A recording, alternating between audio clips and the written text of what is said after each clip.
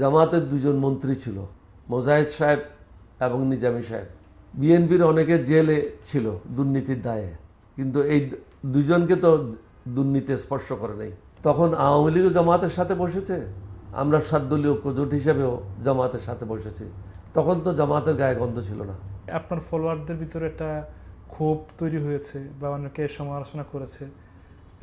কয়েকজন মুক্তিযোদ্ধা চলচ্চিত্র অভিনেতা তারাও ক্ষোভ প্রকাশ করেছে, বিশেষ করে আপনার মেজর আখতারুজ্জামান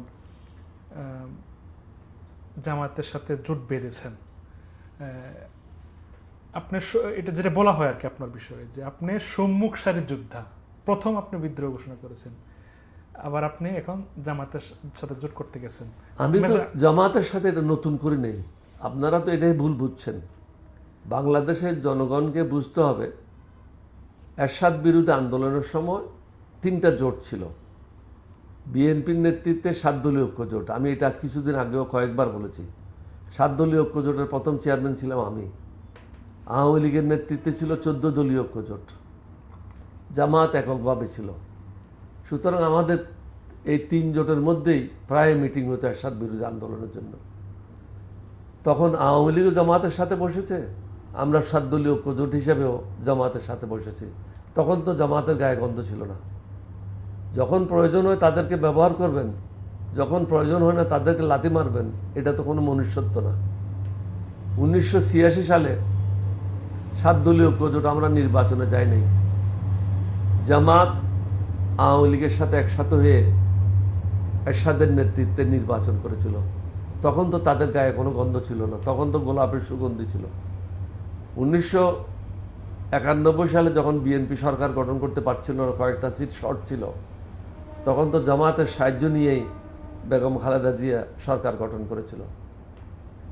এরপরের থেকে জামাত মোটামুটি আমাদের সাথে ছিল 96 পর্যন্ত। তারপরে জামাত এবং আওয়ামী লীগ মিলে বিএনপির বিরুদ্ধে রাস্তায় মুভমেন্ট করেছিল। সেই মুভমেন্টটা ছিল কেয়ারটেকার সরকার নিয়ে। পরবর্তী পর্যায়ে 2001 সাল আবার যখন আসলো, জামাত এবং বিএনপি মিলে আওয়ামী লীগের বিরুদ্ধে নির্বাচন করলো, সরকার গঠন করলো। জামাতের দুজন মন্ত্রী ছিল, মোজাহিদ সাহেব এবং নিজামী সাহেব। বিএনপির অনেকে জেলে ছিল দুর্নীতির দায়ে, কিন্তু এই দুজনকে তো দুর্নীতি স্পর্শ করে নাই, তাদেরকে দুর্নীতির দায়ে হাসিনা জেলে নিতে পারে নাই। সুতরাং এখানে দেখতে হবে, তারা শুধু ইসলাম ধর্মের কথা বলে না, তারা মানবতার কথা বলে, সুশাসনের কথা বলে, দুর্নীতিমুক্ত সমাজের কথা বলে, চাঁদাবাজ মুক্ত সমাজের কথা বলে। সুতরাং এখানে আমাদের সাথে একটা ঐক্যমত। এছাড়াও বিএনপির সাথে তারা 2001 সাল থেকে 2018 সাল পর্যন্ত একসাথে কাজ করেছে। 2018 সালে দানের শীষ মার্কা নিয়ে জামাত ইসলামের লোকেরা নির্বাচন করেছিল। তো সবাই জামাতের সাথে ঘর সংসার করেছে। এখন আমার সময় যখন আসছে, অনেকের গাত্রদাহ হয়েছে। গাত্রদাহ এই জন্য হয়েছে, তারা হলো মুদির দালাল। মুদির দালালের এখন মনে করছে তাদের দালালি আর হবে না, মুদির কাছ থেকে আর পয়সা হবে না।